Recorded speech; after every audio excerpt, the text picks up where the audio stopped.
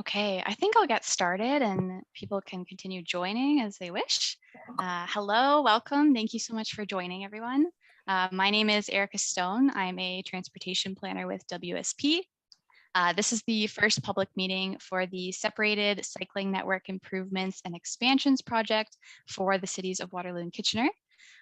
James, if you want to go to the next slide, I'm just going to give a quick intro and go through the agenda about what we'll be chatting about tonight. We'll start off with some introductions to the project team. We'll go over a quick overview of the project and what's involved. We'll chat about the project timeline, as well as connections to the existing and future cycling network. Then we'll have a quick overview of how we evaluated the various criteria as we were going through our design alternatives. Then we'll present those proposed design alternatives. And we'll end off with a question and answer session where you can all provide your comments and ask questions, and we can answer them as we go. And then we'll end with conclusion and next steps. You want to move to the next slide, James? Before I pass it off for introductions, I did just want to give a quick Zoom how-to. As many of you probably have noticed, we're going to start with our cameras off for this session, but we'd like to encourage everyone to use the chat button.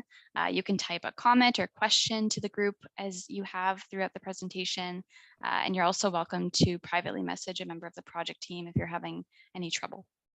You can find that chat button at the bottom of the toolbar on your Zoom screen.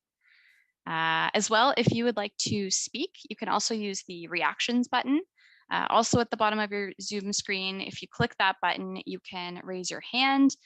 If we see that you've raised your hand, one of our team members will unmute you and you can provide your comment or ask your question out loud to the group. We also would like to note that we are recording the session tonight, so we will be starting that momentarily. We'd like to post it on the project website for those people that aren't able to attend the session live right now. So we'll be starting recording the session now. If you want to move to the next slide, James, thank you. I'm actually going to pass it off to the region for some introductions to their team. Okay. Hi, before I start, I would like to begin by acknowledgement that the land on which we gather today is the land traditionally used by the Haudenosaunee and Anishinaabe and the neutral people. I also acknowledge the enduring presence and deep traditional knowledge and philosophies of the indigenous people with whom we share this land today. My name is Cornel Mucci. I'm the Transportation Planning Manager focusing on active transportation. And with me from the region is Alberto Martinez.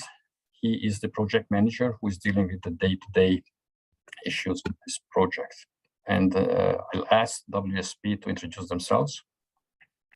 Thank you, Cornel. If you want to jump to the next slide there. On our team, we have Dave McLaughlin as our project manager. James Schofield, who you'll hear from shortly, is our Complete Streets design lead. Justin Jones, who's on the call, is our consultation lead. Myself, Erica Stone, I provide planning and consultation support. And then Brittany Chung is our traffic specialist. Moving along to the next slide, I am actually going to pass it back to Cornel for a bit of an overview of the project. Next. So the first question is why? Why are we focusing on separated cycling facilities?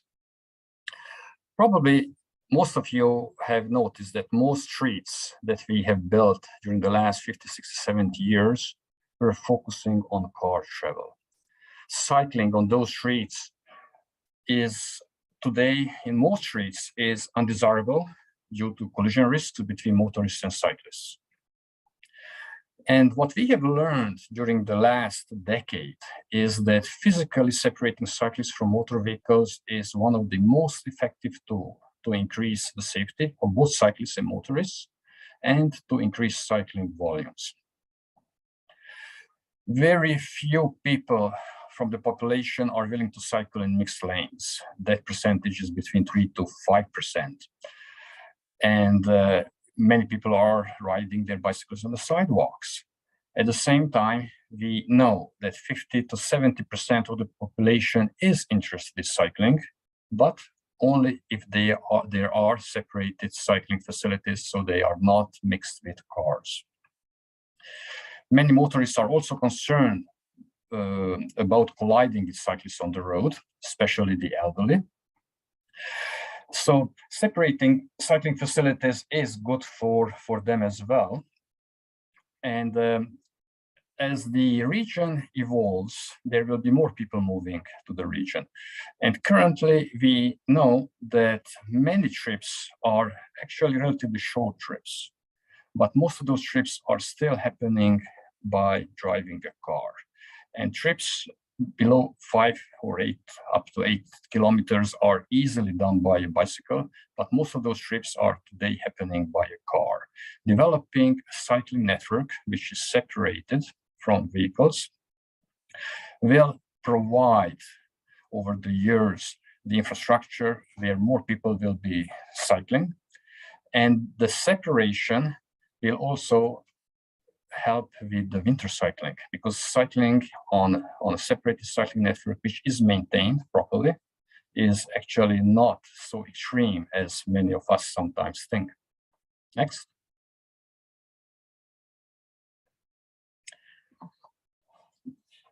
In 2019, we started the pilot project, and we wanted to know what is the impact of separating cyclists from vehicles? What is the impact of that setup on the cycling volumes?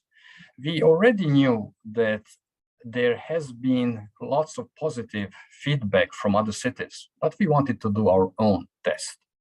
And our pilot was ended up with very similar results as the pilots in other cities.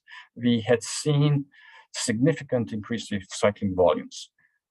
People who would have never cycled on some streets like University or Columbia Street, they started to cycle there. So we have seen a pretty big increase in the percentages of cyclists.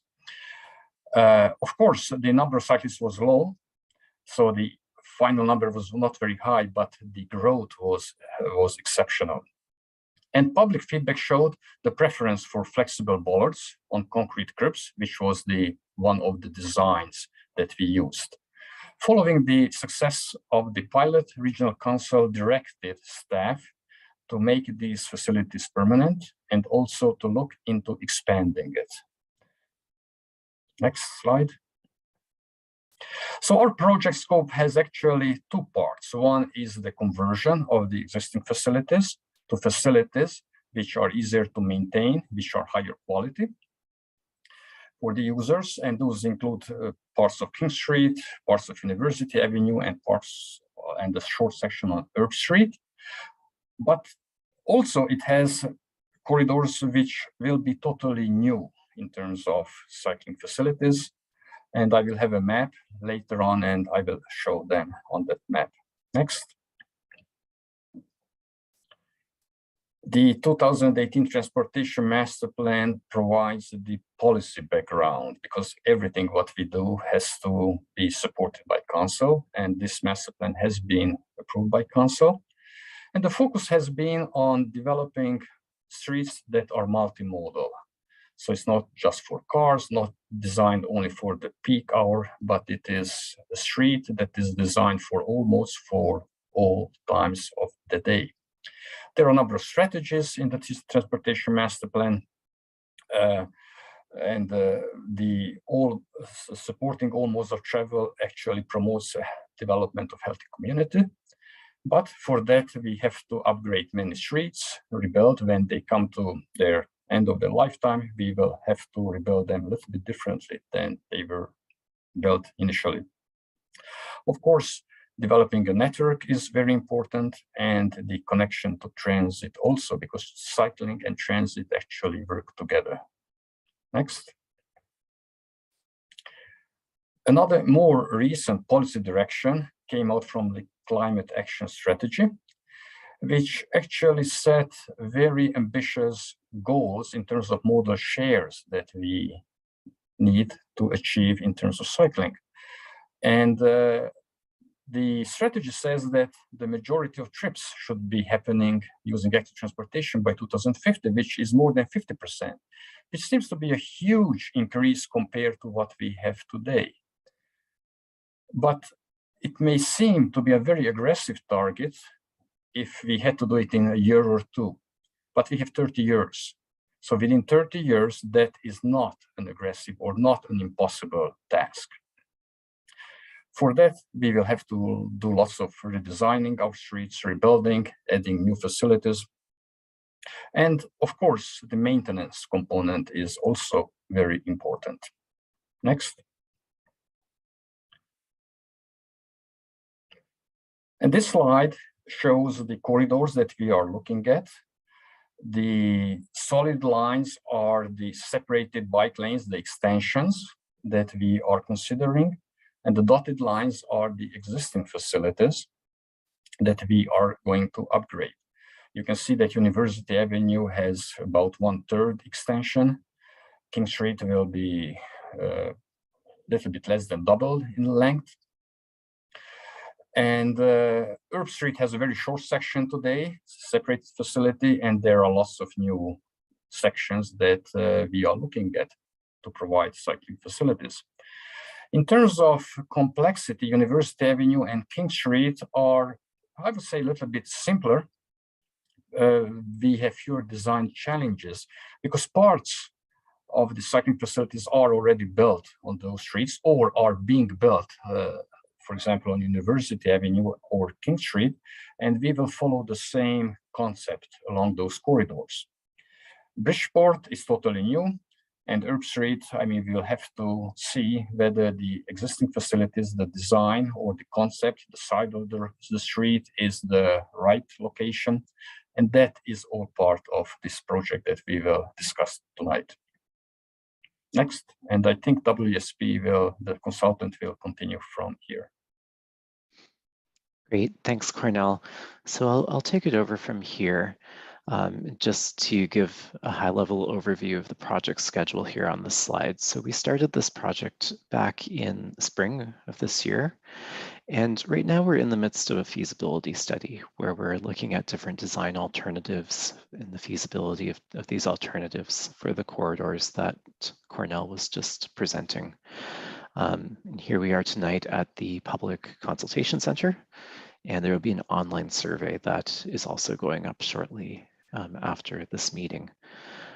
Throughout the winter, we will be advancing to a preliminary design stage where we identify a preferred alternative from among those that we present to you tonight.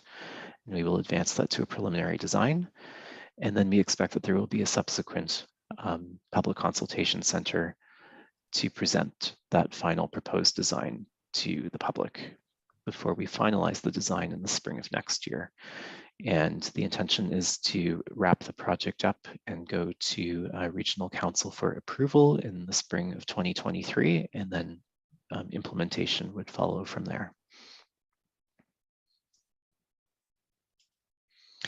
So we've presented the context of what we're looking at as part of this project, but to take a step back and just look at the broader context of why are we looking at these roads and these particular connections in the network. And when we look at the broader plans and the existing facilities already on the ground for cycling in the region, there's a number of key connections that tie into the corridors that we're looking at as part of the study. So these include the Laurel Trail, the Grand River Trail. We have existing separated cycling facilities on King Street going through Uptown Waterloo. City of Waterloo is planning facilities on Margaret Avenue. There's also an extension of the University Avenue corridor that's being done as part of another project. Columbia Street, again, being done as part of another project, and the same with Lancaster Street.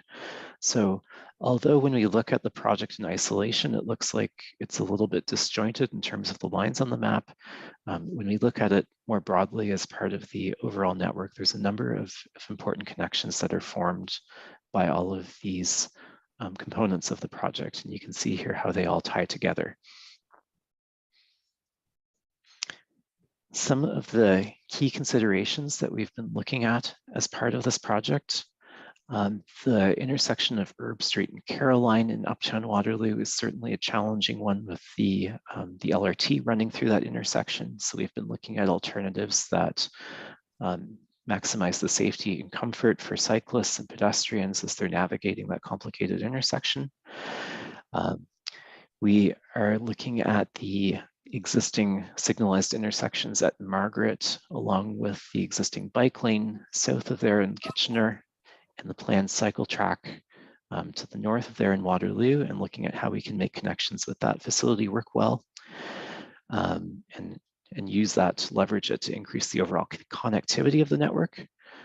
Certainly the interchange at Highway 85 has been a major area of focus as we look at how to get cyclists safely through that interchange, while also looking at other things that we might consider doing to improve the overall situation there for all road users. And finally, at the east, we have an opportunity to terminate the facility on the Erb and Bridgeport corridors by making a nice connection to the Grand River Trail just off Riverbend Drive here. So it's a logical place to bring all of this to form a connection to the broader network there. So I'm going to begin just by talking about the process that we went through to look at different alternatives. And as Cornell mentioned, it's really the Bridgeport and Erb corridors that are the most complicated. On University and King Street, it's fairly straightforward what we want to do. Generally, we have something existing there that we're trying to continue. So we're generally just working with what we've got and trying to carry it forward and improve it as we go through this project. But on Bridgeport and Erb, it's really a different story where there's a vast number of combinations and permutations of different designs that we could be looking at. And so to try and help us wrap our heads around how to approach these corridors, we came up with a multi-step process where we started first by looking at what the best facility type for each corridor is. And I'll explain a little bit more what this means in coming slides, but essentially we're looking at, do we want a shared facility where pedestrians and cyclists are sharing space? Do we want separate sidewalks and separate cycle tracks? Do we want that facility to be up above the curb in the boulevard part of the roadway or between the curbs within the roadway of the road? Then step two, we are looking at whether we want the cycling facilities to be two-way or one-way, bidirectional or unidirectional. And there's some advantages and disadvantages to each of those. Then we started looking at whether it makes more sense to be on the north side or the south side, or even on both sides of the Bridgeport and Erb corridors. And finally, we were looking at different locations where we might be able to make connections between Bridgeport and Erb, recognizing that we do want to make this function as part of a cohesive network and allow people to get back and forth between those two corridors. And then we look at finally the potential impacts and potential mitigation strategies for each of the design alternatives. So this slide here is speaking to unidirectional versus bidirectional cycling, so one-way versus two-way cycling facilities. This was one of the first things that we explored as part of the Erb and Bridgeport corridors. So some pros and cons of each of these up on the screen here. You can see that with the unidirectional facilities, they're generally preferred from the perspective that they minimize the risk of collisions at intersections and driveways. Sometimes when you have a two-way cycling facility, there's a cyclist coming from an unexpected direction, and that presents some additional concerns at those intersections and driveways. But along the Bridgeport and Erb corridor, you can imagine that if we were to just do a one-way cycling facility, westbound on one street and eastbound on the other street, if somebody wanted to get to a destination, there's a pretty strong likelihood that they might consider cycling the wrong way on a one-way cycling facility on these streets. People naturally like to minimize the distance that they travel. And so we were a bit concerned about that potential for wrong-way cycling if we went with unidirectional facilities on Bridgeport and Erb, which would kind of negate the safety benefits of having a one-way facility in the first place. If we go with a two-way cycling facility on these corridors, it provides freedom to move in either direction for cyclists on both of these streets. So that provides additional options, makes it easier for people to get around. And the bottom point there is kind of the opposite of what you see for the one-way facilities, that there is some potential increased risk of collisions when we go with the two-way approach. So we have to think about how we're going to mitigate that if we go with that approach. When we look at separated cycling facilities, these are the different types of facilities that we're thinking of. So we generally have three types of separated cycling facilities that are widely implemented throughout the province of Ontario. On the left, you have separated bike lanes. So this is where you have a bike lane that's between the curbs of the roadway. So part of the traveled part of the roadway, and we put some physical separation to separate the cycle track from the motor vehicle traffic. So you might have seen this as part of the pilot project. We might have something like a bollard separating the cyclists from the roadway. We might have some curbs. There's a number of different techniques that can be used to provide that separation. In the middle, you have cycle tracks that are up above the curb, kind of within that boulevard space, generally next to the sidewalk. So that's another way to provide separation, is to get those cyclists out of the roadway and up into the boulevard. And then finally, we have multi-use paths there on the right. So these are very similar to cycle tracks in that they're generally up in the boulevard area of the roadway, but the difference here is that these are shared with pedestrians, whereas the other two types are exclusively for cyclist use, and you would typically have a sidewalk accompanying either a separated bike lane or a cycle track. So when we looked at evaluating design alternatives, we came up with a number of criteria that we used to look at different alternatives. So we've got traffic and transportation criteria here, looking at the potential for encouraging more people to cycle, looking at the potential impact on motor vehicle traffic in terms of potential delays, safety and conflict mitigation. We've touched on that a little bit already, but looking not only at conflicts between the cyclists and vehicles, also at conflicts with transit, at transit stops, and also looking very closely at the Highway 85 interchange crossings. Then we have utilities there, so looking at the impacts of utilities. Are there a number of hydro poles, for example, that might need to be relocated, which can be very costly, or other impacts of that nature? Constructability, just looking at the level of effort and complexity to build the alternative.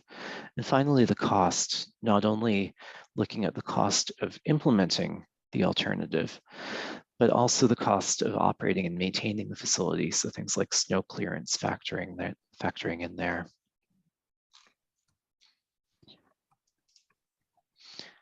So I'm going to move on to the proposed design alternatives here. I see there's a number of questions coming into the Q&A in the chat, and that's great. Keep them coming. Justin and Erica are there.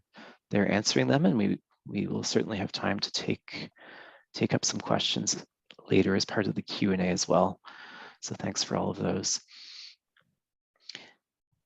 So the proposed design alternatives, I'm going to switch gears here briefly away from Bridgeport and Erb to look at the other corridors, King and University first. So on King Street, what we're really looking at doing here is a continuation of what already exists on King Street and doing a bit of an upgrade of that existing facility. So converting it from what you see here in the existing situation, where you've got cycling on the roadway separated by these rubber curbs from the motor vehicle traffic, and going with a solution where we move the cyclist up above the curb into the boulevard. So what you're seeing here would entail taking the existing curbs of the roadway and kind of pulling them in towards the center. So narrowing the roadway, but then freeing up space within the boulevard to move the cycling facility up into that boulevard area next to the sidewalk. So you can see what we would have is 3 travel lanes, so 1 northbound, 1 southbound, and a 2-way center left turn. We'd have an asphalt cycle track up in the boulevard, and we'd have a sidewalk adjacent to that cycle track. The same situation on the other side of the street. So that's what we're looking at for King Street.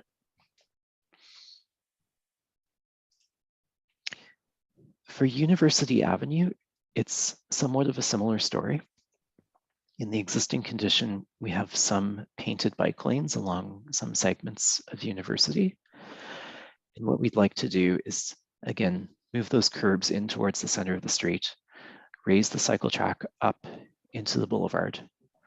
And so you would maintain the same number of travel lanes, 2 going north, 2 going south, and the cycling would move up next to the sidewalk in the boulevard area of the roadway. You can see that we kind of squeeze this all in by reducing the width of the median slightly. So taking a little bit away from the median just to gain the space that we need for all of this. And in this particular cross section, you're actually seeing something a bit peculiar, which is you've got a 1-way cycle track on this side of the street, and you've got a 2-way cycle track on this side of the street. And the intention here is to provide a short connection from Westmount over to the UW campus to allow people to more easily get into the access points into the UW campus by allowing 2-way cycling over here in this part of the corridor. As we move east along University to the other side of campus, we have a similar design, but here what changes is that we don't have a median anymore. This reflects the existing condition that's there today. So very similar again, where we've got a cycle track up in the boulevard adjacent to the sidewalk. We maintain the same number of travel lanes on University Avenue, so 2 east, 2 west, center turn lane. And otherwise it's very similar to what I just presented in the previous slides. So that's King and University. And now I'm going to switch gears again and talk about the Bridgeport and Erb corridors. And as I mentioned, these corridors are quite a bit more complicated than King and University. And so we are looking at a number of different options for these corridors. A very high level schematic of the different options is shown on the screen here. And I'm going to be going through each of these in quite a bit more detail. So option 1 that you see at the top of the screen is that we would have 2-way cycling on the north side of Bridgeport, coming all the way around the corner down to Caroline. And we'd have 2-way cycling on Erb. And we would make a connection between Erb and Bridgeport at Blue Vale, right here. And then the crossing at Highway 85 would be on the north side. And then this would come along the north side to connect to the Grand River Trail system. The second option is one where instead of being on the north side of the interchange, now we're on the south side. So we come across the interchange on the south side, over to that end, and we continue along Erb Street on the south side, all the way over here. There's a couple of variations that we're looking at in the Uptown Waterloo portion of this one. Whether we do a flip where cyclists would transition from south to north over here at the existing trail crossing and then come in on the north, or we could stay on the south for a bit longer. There's a couple of variations there. Along Bridgeport, it's essentially the same as option 1, where we would be on the north side of the street. And in this case, we're tying into the connection at Margaret Street to make this all work together. Option 3 is an option where instead of 2-way cycling, we have 1-way cycling. So westbound on Bridgeport and eastbound on Erb. So in this case, everything is just moving in one direction, always on the right side of the roadway from the perspective of a driver. We can use the Margaret Street connection here, again, to connect these 2 facilities together. And at this one, you'll note that we're both on the north and the south side at the Highway 85 interchange. Finally, option 4 is a bit of a different treatment at the interchange. In this case, we're actually looking at running a cycle track down the middle of the road at the interchange, which sounds a bit unusual, but I'll show an example later that illustrates what that would look like. And in this case, the cycling on Bridgeport and Erb would kind of stay to the inside, so to the south of Bridgeport and the north of Erb, and it would come together here where the two roads meet, just to the west of the Highway 85 ramps. So those are the 4 options at a very, very high level, and I'll go through in a bit more detail now. So option 1, this is the one we're on the north side at Highway 85. We got 2-way facilities on both Bridgeport and Erb and a connection at Blue Vale. And in this case, we've got quite a bit of detail in these maps, and they're all going to be posted on the website for you to review at your leisure. So I'm not going to go through them in excruciating detail, just in the interest of time. But you can see here that essentially what we're proposing is that the 2-way cycling facility would fit in the existing curb lane on Bridgeport and the existing curb lane on Erb. So fairly similar to the way that the pilot project was implemented on Erb by taking the curb lane. We have a connection with the Laurel Trail, obviously here. This is already there. We would tie into that. We continue along the Erb and Bridgeport corridors. In this case, one thing to note about Bridgeport is that the cyclist is going to be on the same side of the street as all of the transit stops. So at the transit stops, we would introduce a treatment similar to what you see here, where people getting on and off the bus would walk across the cycle track to access the bus. The bus stops here where this taxi is shown in the curb lane.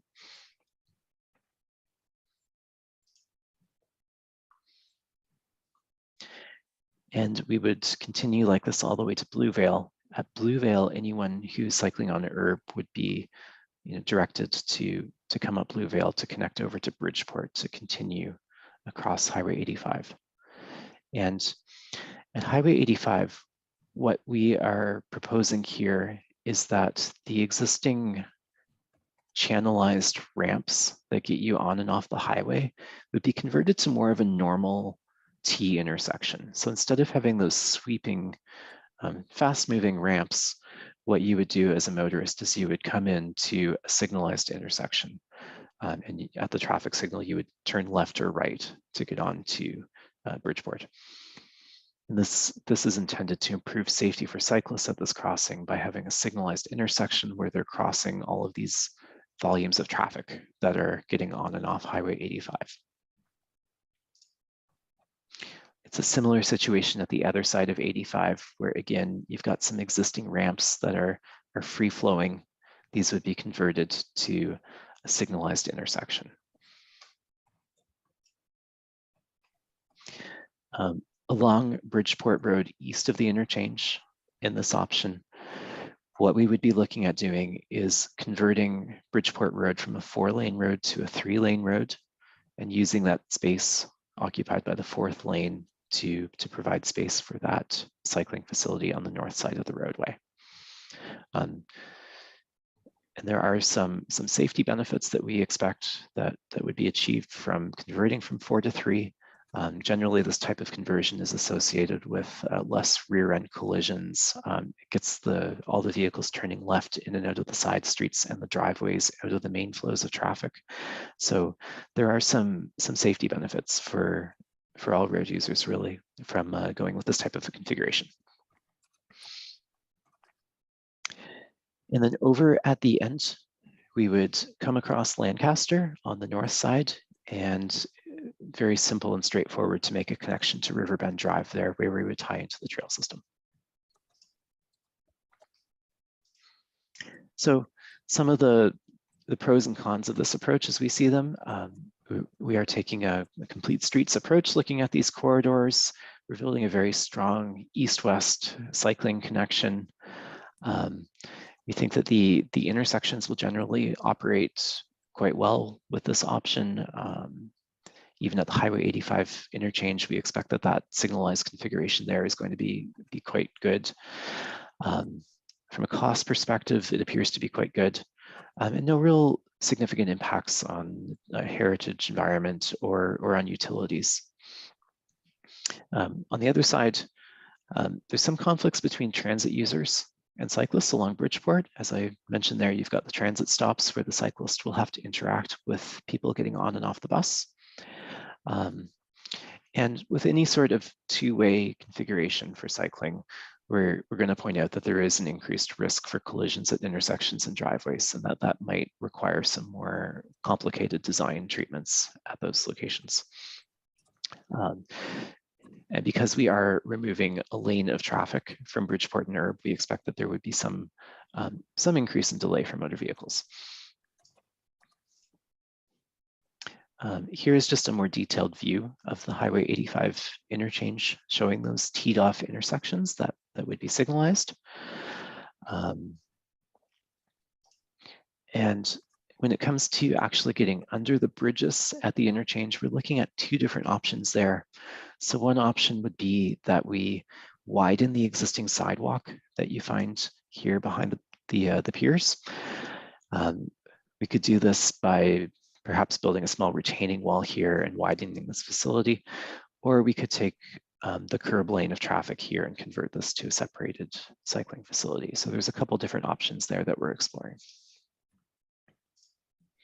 I'm going to move on to the second option now, and this is the one where we have a south side crossing at Highway 85.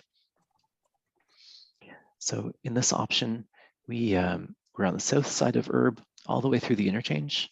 We're on the north side of Bridgeport coming around to Caroline, and we have that connection at Margaret Street between the two.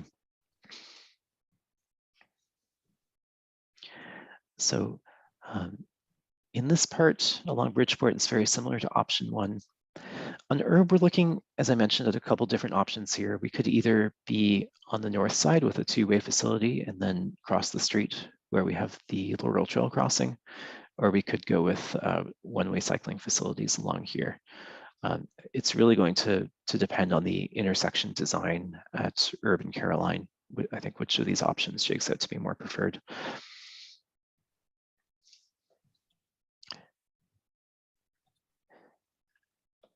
Here we are kind of in the middle of the corridor coming along. So on the north on Bridgeport, on the south on Erb. As in option one, we are taking the curb lane and converting it to a two-way cycling facility. One of the differences here is that in this option, you have the conflicts with transit vehicles, both on Bridgeport and on Erb. So we would have interactions between cyclists and transit users on both of these corridors with this option. We've got the connection at Margaret Avenue. So if you're coming along Bridgeport, what you would do is you would turn onto Margaret to continue south, and then you would hop over to Erb Street here. And this would be how you continue further east to get to Highway 85 and beyond.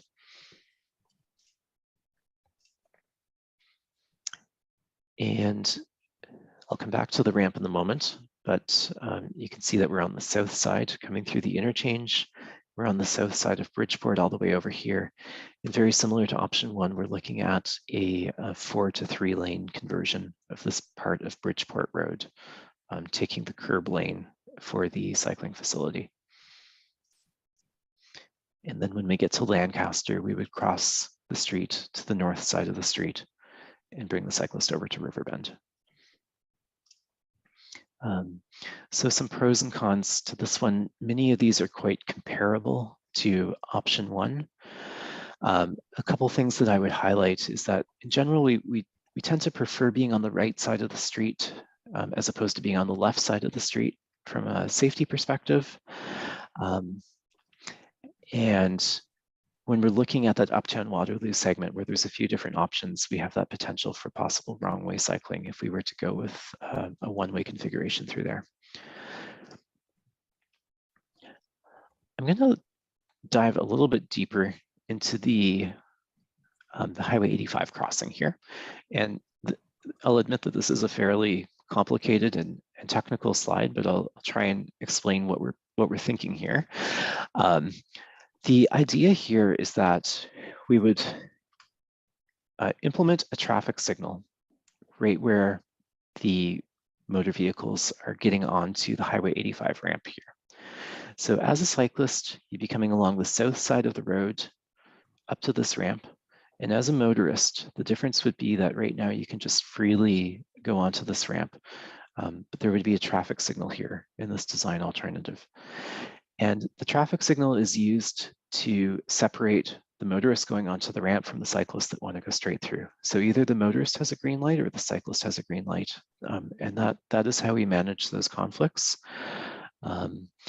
So as a cyclist, you're not worried about looking over your shoulder, trying to find a gap and merge across. You just use the traffic signal to get across. And in general, the way that this would operate is that it would stay as a green light for the motor vehicles most of the time. And when a cyclist comes along, they would be detected by the signal system and the light would turn green to let them get through. And then it would flip back to being green for the motor vehicle. So we don't expect that this would increase delay very much at all for people trying to get onto that ramp. On the other side of Highway 85, there's no changes at this ramp because there's no interactions with ramps over here. The cycling facility would just stay on the south side of the street. We've got an example of what this looks like. So this is an example from Toronto where there's a ramp to the Don Valley Parkway that's been configured in a very similar fashion. So I'll just roll this video to demonstrate what this looks like. So this is from the perspective of a cyclist coming along here in this cycle track. And I'll pause the video here. So this right turn is a right turn onto a very busy ramp to the Don Valley Parkway. And you can see that as the cyclist is approaching, they've been detected by the signal system. And so this traffic that's waiting to turn right onto the ramp would now have a red light. I apologize, starting over. So you can see the light is resting in green for motor vehicles. It turns to red as the cyclist approaches, and then the cyclist gets a green light and is allowed to proceed through. And so it's an elegant way of resolving that conflict between the vehicles going onto the ramp and the cyclists. So that's for option 2. Now we have option 3, so we're halfway through them. Option 3 is a bit different from the first 2 options in that instead of having a 2-way cycling facilities on these streets, we have 1-way cycling. So we've got westbound on Bridgeport and eastbound on Erb. And we use Margaret to connect the 2 facilities together. And again, I'm going to flip fairly quickly through these more detailed slides, but they'll be up on the website for you. So the idea here is that cyclists on Bridgeport are going westbound and they are in the right lane. So the curb lane of traffic is again converted to cycling, continuing along around the corner to Caroline there. And then on Erb, cyclists heading eastbound are in the curb lane again on the right side of the street. We've got the connection to the Laurel Trail here. Fairly consistent configuration all the way along the corridor.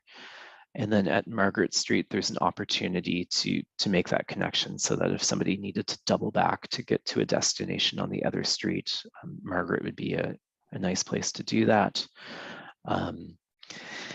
And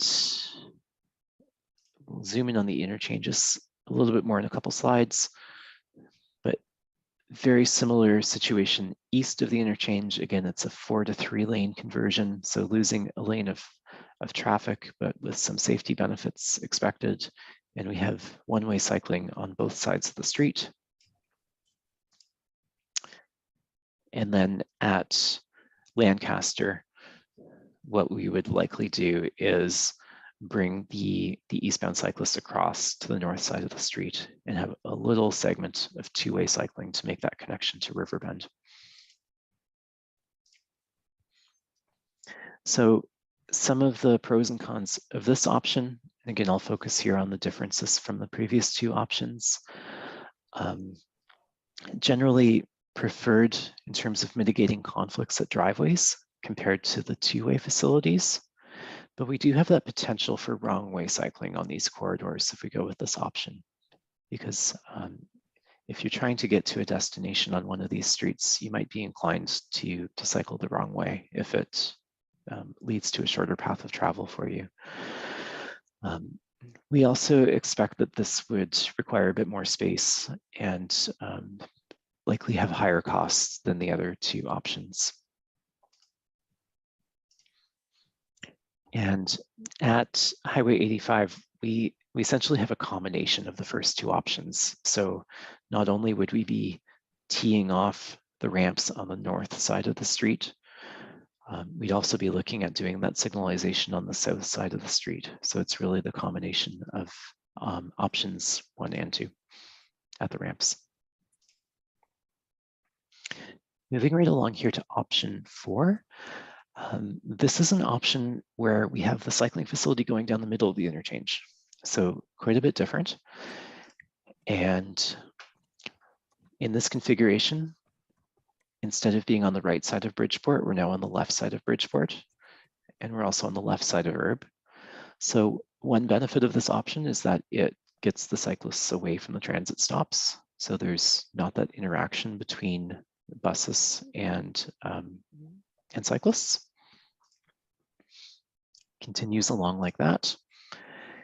And the two facilities tie together right here where Bridgeport and Erb Street meet. And then the cycling facility would continue down the center median through the interchange. And a bit more details of that to come in a couple slides. At the east side of the interchange, we would switch over to the north side of Bridgeport, come along the north side of Bridgeport, and very similar to the earlier option 1, we would just continue on the north all the way over to Riverbend.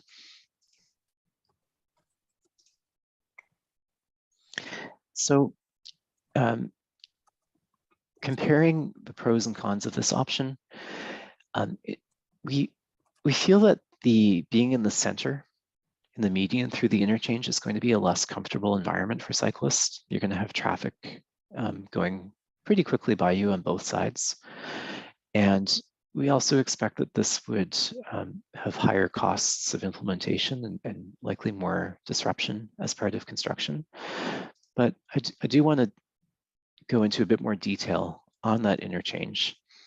So the intention here is that you would have the cycling in the middle, and you would have the cycling facility separated by some sort of physical barrier on each side. So likely some type of a concrete wall, like a jersey barrier on either side of the cyclist. And you would continue in that sort of configuration all the way through the interchange until you get to the east side. And then at those traffic lights on the east side, you would cross over to the north of the street. And we do have one example, so some precedent for this up in York region, where they've constructed this multi-use path down the middle of Highway 7 at the crossing of Highway 400. So you can see what this looks like here with the concrete barriers on both sides of the cycling facility and the traffic on either side. And then at the signalized intersections, we have crossing opportunities to get into the middle to access this. So that's option 4. That's the center running option. And the way that we're looking at it through our evaluation, so we went and evaluated all of these options against the criteria that we were looking at. And we are coming to arrive at an opinion that the corridor options 1 and 2 appear to be the most preferred, and that these are the two options that we are proposing to carry forward for further study as the next phase of the project. At this point, we're suggesting that options 3 and 4 are less preferred, for a few reasons related to the construction costs, the complexity of those options, the potential for wrong way cycling with option 3, So we think that there are a few net benefits to options 1 and 2, and that's what we're looking at carrying forward. And I think I'm going to pause here before we present the concluding slides. Is that right, Justin? And we'll switch over to Q&A for a little bit. Cornell, if you'd like to jump in and correct any misstatements I've made, feel free to do so.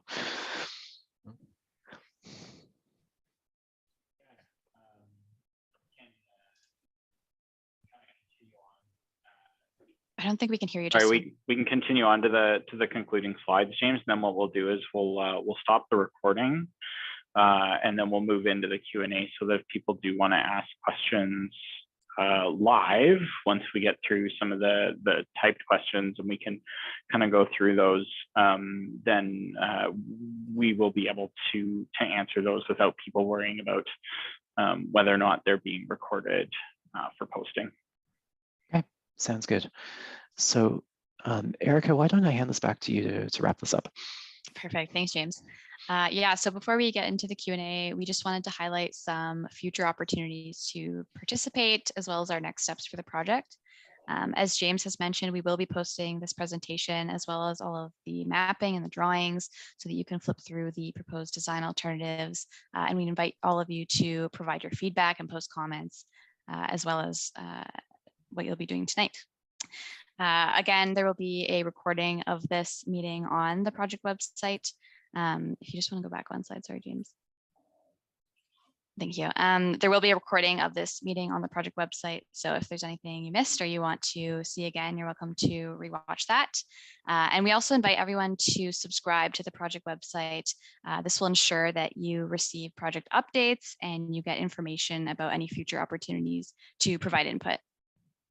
In terms of our major next step, we'll be looking at the feedback that we receive from all of you today, as well as online through your comments. And we'll be combining that with the technical work that we've done to select a preferred alternative for these corridors. If you just want to move to the next slide, thank you. Before we end off, we do just want to say thank you so much to everyone who was able to attend today. We really do appreciate you taking the time out of your day and providing your feedback through these Q&As. So thank you so much to all of you for being here. Again, please visit the project website, which is listed on the slide here. You're also welcome to reach out to Alberto or James. Their contact information is listed on the slide here if you have any additional questions.